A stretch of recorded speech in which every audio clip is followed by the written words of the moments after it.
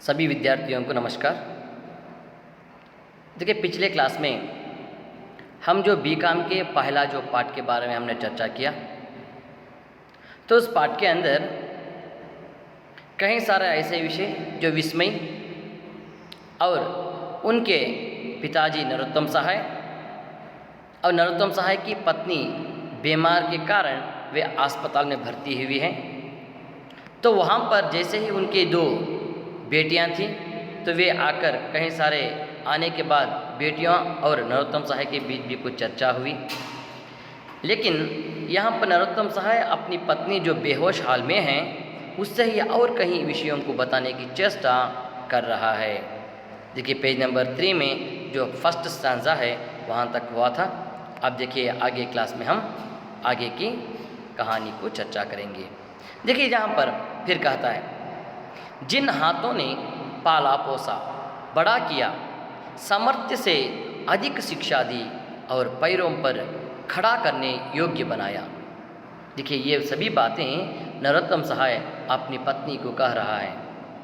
आज इतना करने के बाद उसकी वृद्धावस्था में बीमारी में साथ देने का, सेवा शुश्रूषा करने का दायित्व संतानों नहीं निभाती है, तो ऐसे संतानों से क्या लाभ है। देखिए, नरोत्तम सहाय बहुत दुखी से ये बातों को यहाँ पर बता रहे हैं। अब तो हम वृद्धावस्था हो गए हैं, ऐसी स्थिति में बच्चे ही हमारी देखभाल करना है, लेकिन वो ही नहीं देखभाल कर रहे हैं, तो पता नहीं ऐसे बच्चे हमें क्यों पैदा हुए, ऐसे संतान हमें क्यों चाहिए।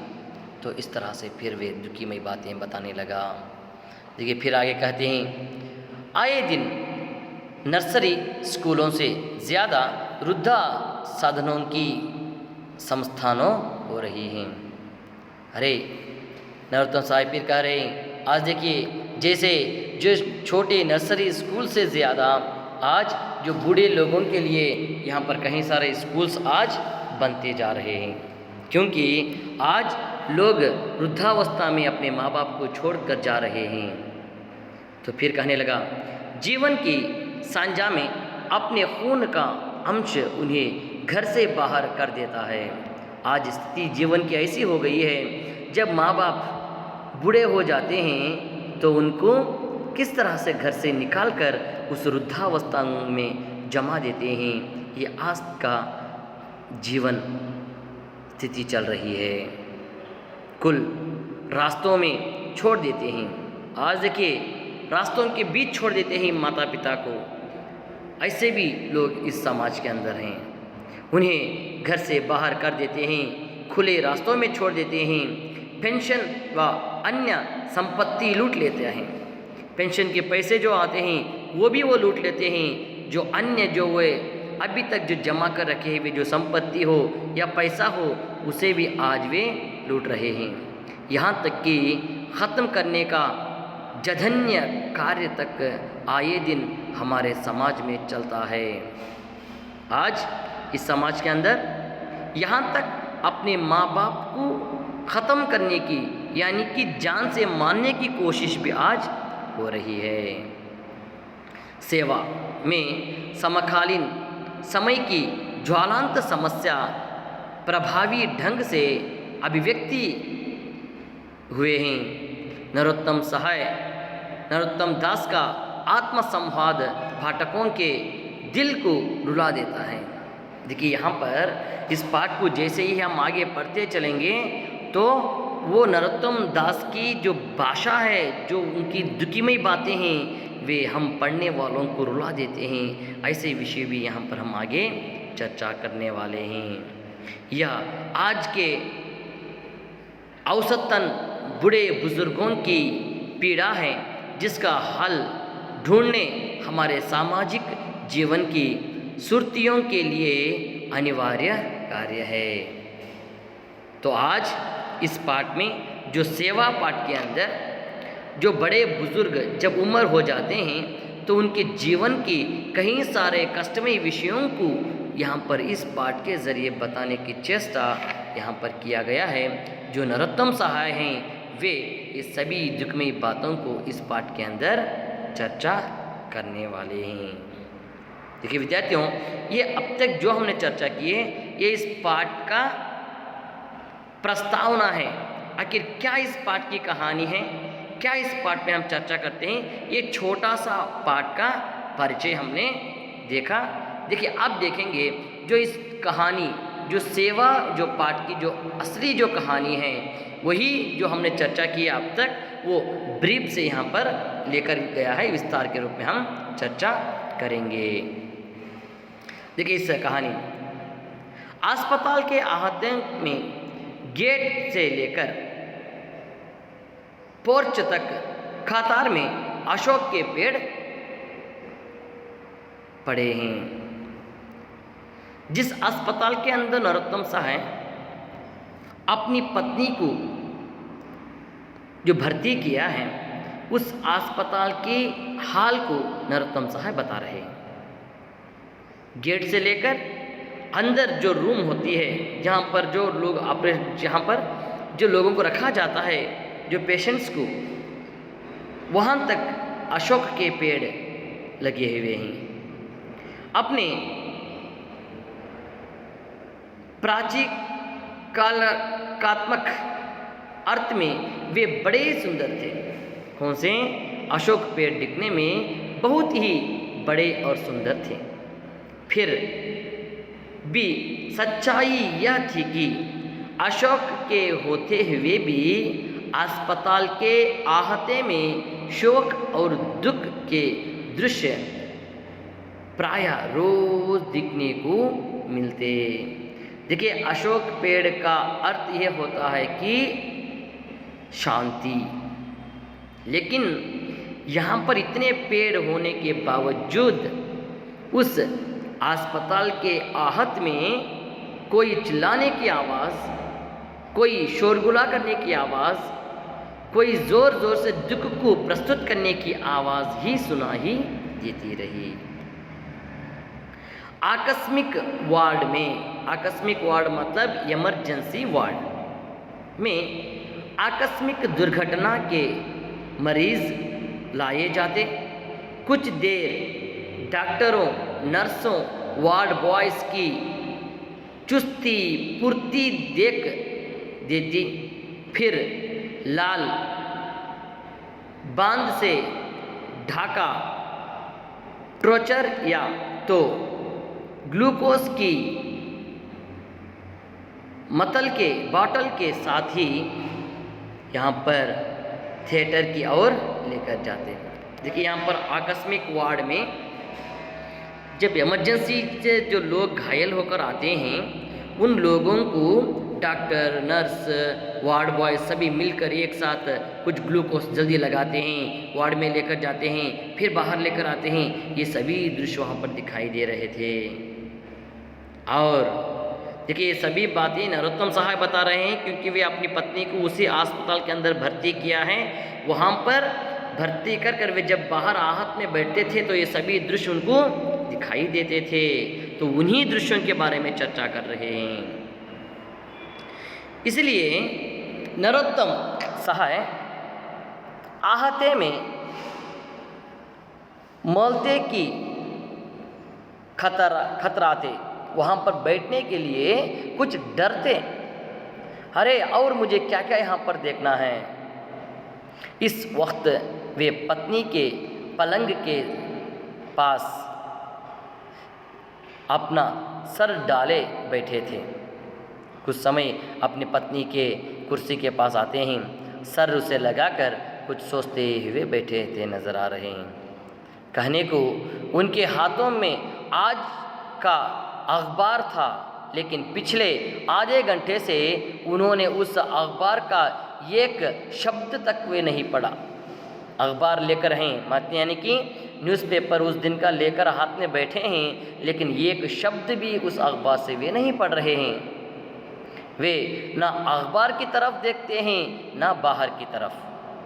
वे शायद अपने अंदर झांक रहे थे, यानी कि अपने मन के दुख के विषयों को शायद वे सोच रहे थे, ऐसा लगता है। तो फिर आगे देखिए, कहते हैं उनके अंदर अकस्मात एवं बियाबन उनका फैलने लगा था। वे स्थान के थे या व्यवस्था उस दिन नहीं उगा जब वे नौकरी में कोई रिटायर्ड हुए। देखिए, इतना टेंशन में थे, इतना सोच में पड़े थे, ऐसा लगता है जब वे अपनी नौकरी से रिटायर्ड लिए तब भी शायद वे इतना दुखी नहीं हुए। उस दिन भी नहीं जब उसकी बेटियों की शादी हुई, उस दिन भी वो इतना दुखी नहीं हुआ।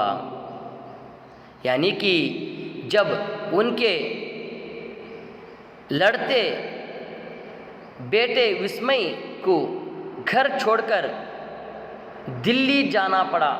एक दिन कुछ लड़कर वे अपना बेटा, एक ही बेटा था विस्मय, जब वे दिल्ली जाने लगा तो उस दिन भी वे उतना नाराज़ और उतना दुखी नहीं था।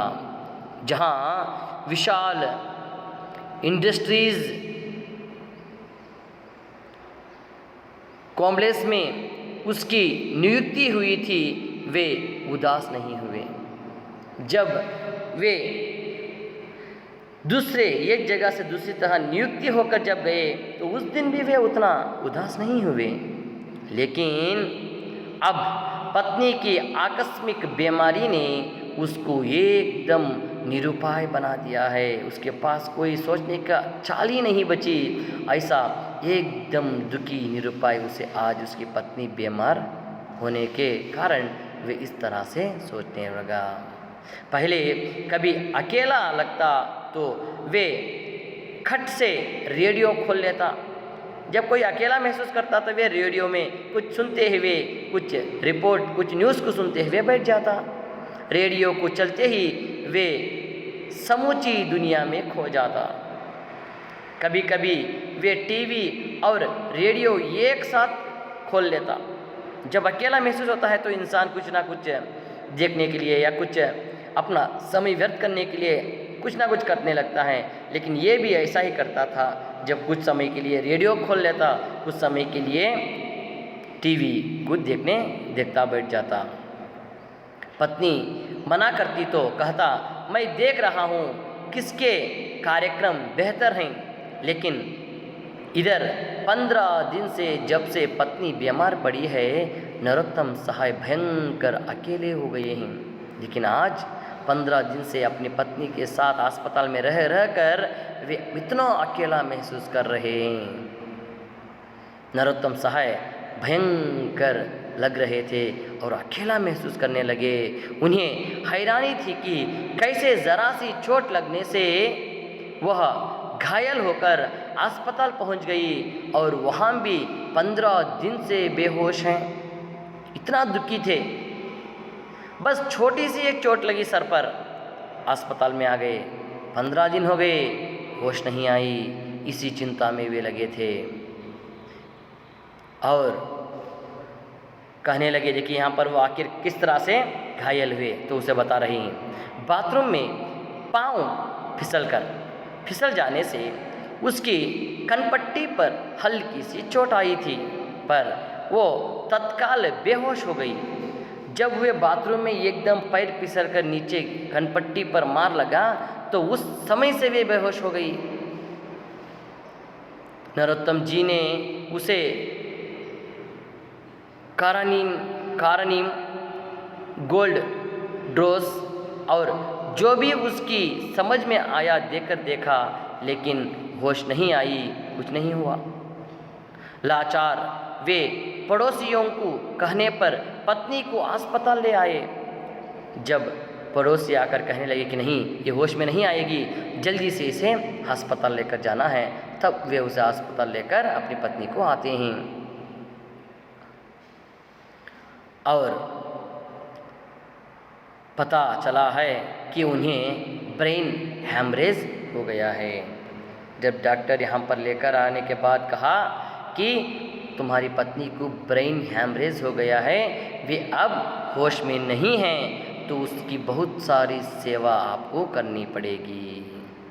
उसका दिमाग ठीक से काम नहीं कर रहा है।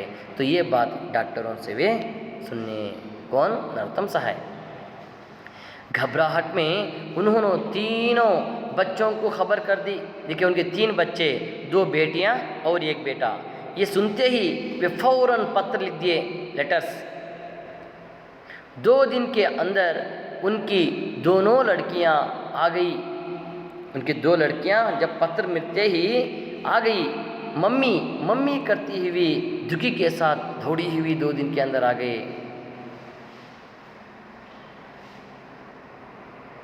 जब नरोत्तम जी ने उन्हें चोट के बारे में बताया, लड़कियों ने गुस्से से उनकी तरफ देखा और मानो उन्हीं की गलती से वे पत्नी गिर पड़ी थी। तो ऐसे वे घूर कर देखती हैं। लड़कियों को माँ की बेहोश फिक्र थी, पर दोनों अपने अपने दफ्तर से छुट्टी लेकर आई थी। ज़्यादा देर टिककर बैठना उनके लिए मुश्किल ना था। 3 दिन उन्होंने अस्पताल का उपचार देखकर संतोष प्रकट किया। देखिए वे आए, बैठकर देखने लगे। 3 दिन बीत गए, चलो कुछ अच्छा ही है, ठीक से माँ की सेवा हो रही है, क्योंकि उस अस्पताल में ठीक से नर्स वगैरह सभी देखभाल कर रहे थे। इलाज ठीक हो रहा है। पास ही सिस्टर का ड्यूटी रूम था। तो जिस रूम में जो एडमिट होकर अस्पताल में भर्ती हुए थे, जिस कोठड़ी में, उस कोठड़ी के पास ही और एक कोठड़ी में नर्स वहाँ पर रहती थी। कौन? Duty nurse. पापा आप मम्मी का ठीक से इलाज कराइए, आप ही को ध्यान रखना है इनका। अरे पापा आप ठीक से जल्दी अच्छी तरह से इलाज कीजिए माँ का, आपको अच्छी तरह से माँ की देखभाल करना है। पत्नी की नाक में नली लगी थी, यानी कि उसे ट्यूब वगैरह नाक में दिया गया था, जिसके रास्ते दूध, जूस और पानी उन्हें दिया जा रहा था। क्योंकि वे बेहोश थी, अपने हाथ से उठाकर खाना या मुंह से वे खाना नहीं चल रहा था, तो इसी के कारण उसे उस नली के ज़रिए यानी कि पाइप के ज़रिए जूस या कुछ दूध वगैरह दिया जाता था। ड्यूटी पर तैनात नर्स नियम से 3 घंटे बाद आती और उन्हें पथ्य पिला जाती। समय समय पर आती ड्यूटी नर्स, उसे 3 आवर्स को एक बार 3 घंटों को कुछ ना कुछ उसे दूध वगैरह देकर वे चली जाती। बेटियों ने अफसोस में सिर हिलाया। मम्मी होश में होती तो हम कोई ताकत की चीज़ बनाकर उन्हें खिलाते। अपने पिता से कह रही नरोत्तम सहाय को, अरे पापा अगर मम्मी कुछ होश में होती तो हमें कुछ ना कुछ उसे ताकत आने के लिए कुछ खिलाते, पर अब तो लिक्विड डाइट के सिवाय कुछ नहीं दिया जा सकता। हमारा रुकने का क्या फ़ायदा हुआ पिताजी। और फिर कहने लगे, हम जाएं। अपने पिता से कहते हैं, हम रुककर क्या फ़ायदा, अब चलो हम जाते हैं। नरोत्तम जी का मन बेटियों के आने से थोड़ा संभाला था। उनके जाने की बात सुनकर वे फिर से चिंतित हो गए। कहने लगे, मैंने अखबारों में पढ़ा है कि कोमा वाले मरीज़ कहीं बार साल भर होश में नहीं आते। अगर ऐसा हो गया तो बेटियों को देखकर ये बात कहने लगे। बेटियों ने कहा, अरे पापा आप तो अभी से घबरा गए, ज़रा सोचिए, हमारी माँ ने 40 साल से आपकी सेवा की है। अरे पापा इतना जल्दी घबरा गए, लेकिन 40 साल मम्मी जो तुम्हारी सेवा करती आ रही है, अब भी तब जब आप स्वस्थ हैं और समर्थ थे, आज वे बीमार पड़ी है, तो आपका फ़र्ज़ है कि आप इनकी सेवा करें। देखिए बेटियां पिता को समझा रही हैं, अरे पिताजी 40 साल माँ तुम्हारी सेवा की, लेकिन अब वो बीमार है तो तुम उनकी सेवा करना, ये तुम्हारा कर्तव्य है, बताने लगी। अपनी हष्ट पुष्ट बेटियों को देखकर नरोत्तम जी के मन में आया कि कह दूं कि सेवा तो उन्होंने तुम्हारी भी कम नहीं की, चूहे जैसी पैदा हुई थी तुम लोग। तो ये पिताजी के मन में आ गए बात कि मैं भी कह दूं कि ये तुम्हारी भी सेवा बनती है, क्योंकि जब आप तो चूहे जैसे पैदा हुई, पर वे लड़कियों का दिल दुखाना नहीं चाहते थे, इसलिए वे जानते थे कि उनके ऊपर गृहस्थी और नौकरी के दोहरे झंझट हैं, तो वे गुस्सा आने के बाद कुछ कहना चाहते थे, लेकिन फिर भी कुछ नहीं कहते। तो वो समझ गए कि बेटियों का भी कुछ ना कुछ गृहस्थी संभालने का और नौकरी करने का वो भी एक कर्तव्य है, चलो मैं कुछ नहीं कहूँ। तो फिर देखिए आगे, याद रखिए पापा, फिर कहने लगी बेटियां, हमारी मम्मी के साथ की छोटी उंगली भी बता रही हैं, अरे पापा हमारी मम्मी के हाथ की छोटी सी उंगली, देखिए छोटी सी उंगली से कहते हैं जो हाथ में है, तो इस उंगली से जब हिलती है तो तब तक उनकी अच्छी तरह से आपको देखभाल करना है।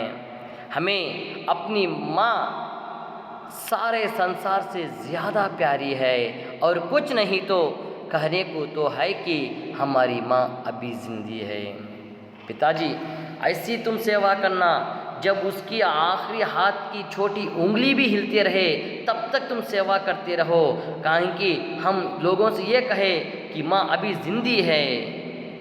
बड़ी बेटी ने अपनी कीमती काली साड़ी की पटली ठीक करते हुए इस बात को कहने लगी। फिर देखिए कहने लगी, पुराने दिनों के साथियों को खबर लगी तो उनमें से कहीं आकर मिसेज सहाय को देख गए। मिसेज सहाय यानी कि सहाय साहब की पत्नी को देख कर गए। सहृदय लोग थे, बहुत अच्छे लोग थे। कुछ उनके साथी भी आकर देख कर गए। सबने अपने अपने फ़ोन नंबर नरोत्तम जी को दिए, जिससे किसी भी ज़रूरत में वे उनसे संपर्क कर सके। 4-5 दिन में नरोत्तम सहाय की डायरी जो फ़ोन नंबरों से भर गई। एक दिन 2 पड़ोसी भी अब उनसे मिलने आए। मरीज़ की हालत जैसी की तैसी ही थी, बस इतना सुधार था कि वे कभी कभी अपने बच्चे को नाम अस्पष्ट स्वर में दोहराती, कभी कभी अपने बेटे का एक नाम लेती, कुछ अस्पष्ट स्पष्टता से ना कहती हुई कुछ आधा नाम लेकर फिर से होश में आकर फिर बेहोश हो जाती थी। बस छोटा सा ही एक उसके इलाज में पित्तास दिखाई दे रहा था। पड़ोसियों ने बड़ी आत्मीयता से कहा, क्योंकि ये अस्पताल में थे नरोत्तम सहाय। अब पड़ोसियां आकर कहने लगे, सहाय साहब आपको किसी चीज़ की ज़रूरत है तो बताइए, आप भी यहाँ रहते रहते बहुत थक गए होंगे। तो इस तरह से उसे रहम से भरे हुए कुछ शब्द पड़ोसियों ने आकर कहने लगे। तो विद्यार्थियों, यहाँ तक जो पेज नंबर 7 में आखिरी जो स्टैंजा है तो उसे नेक्स्ट क्लास में हम कराएंगे। तो यहाँ तक का जो पार्ट है इसे ध्यान से और एक बार आप पढ़िए। अगर कुछ डाउट्स हैं तो हम नेक्स्ट क्लास में हम उसे चर्चा करेंगे। तो यहाँ को इस क्लास को हम समाप्त करेंगे। धन्यवाद।